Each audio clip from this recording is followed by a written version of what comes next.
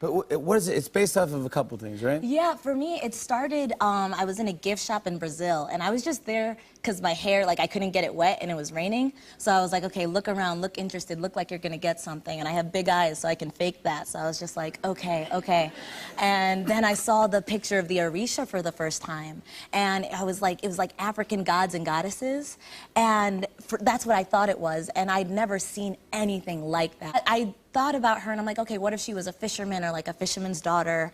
And what if she had to go into the market to trade one day? And what if this girl ran up to her and was like, you gotta get me out of here? So it just started with this daydream, and I realized that that story fit in this world, and it really just exploded from there. Now, if you don't know what Children of Blood and Bone is about, it's set in a mythical kingdom of Orisha where magic has disappeared, and you've got the Magi, all the people who don't have magic anymore, they're all kind of treated like second-class citizens. So this story is a book following Zile Adebola, who all of her life has been haunted by the death of her mother, who was a Magi, who was a magic-wielding person. Basically what happened is that Magi's were eradicated by this ruthless king who wanted to get rid of magic completely, and in doing so, everyone who had white hair had the ability to do magic, but they were completely cut off from doing it. The book starts off with everybody knowing that magic has been taken away, but because of a scroll that has reappeared somehow, anybody who has the dormant or latent abilities of magic,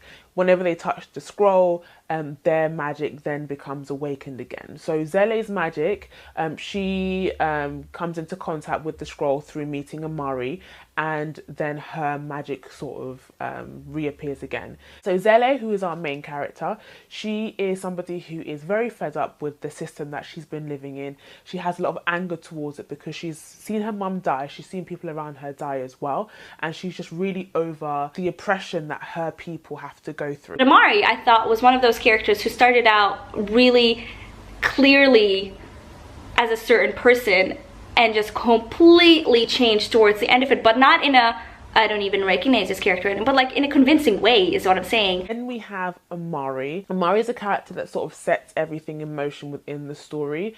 I really liked her, and it was so frustrating when she and Zele first met because Zele had hated her so much. But I just felt like, girl, you see what this girl has done. She's literally the princess of your country and she's run away. Can you just like trust her a bit more? But I did like the way that eventually their friendship did build and their trust did build. So it was like a sistership. Never once was I confused. Never once had I had to go back and look at the name on the beginning of the chapter and think, whose POV am I in? It was very distinct in terms of voice, and that's hard to do. That's really, really hard to do. Because you're getting into these characters' heads and their wants and their needs and their style of thinking and the way that they kind of flash back to their memories and back into kind of what made them who they are and the reason that they acted the way that they're acting in that moment. So it just all kind of becomes very connected and very justifiable.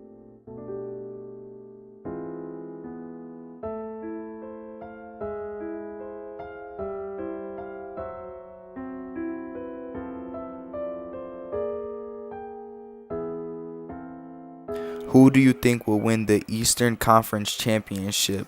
Milwaukee Bucks or Toronto Raptors? These are highlights of the playoffs, Game 1 with Boston and Milwaukee. Boston shooting 54% overall in Game 1. That had to be forced. Tatum quiet at the offensive end in Game 1, but did a good job. Vaselli. The fans here have been incredible. Leonard. Here are the Toronto Raptors versus the Philadelphia 76ers. Game 7. Kawhi Leonard runs to the 3 and shoots the game-winning 3.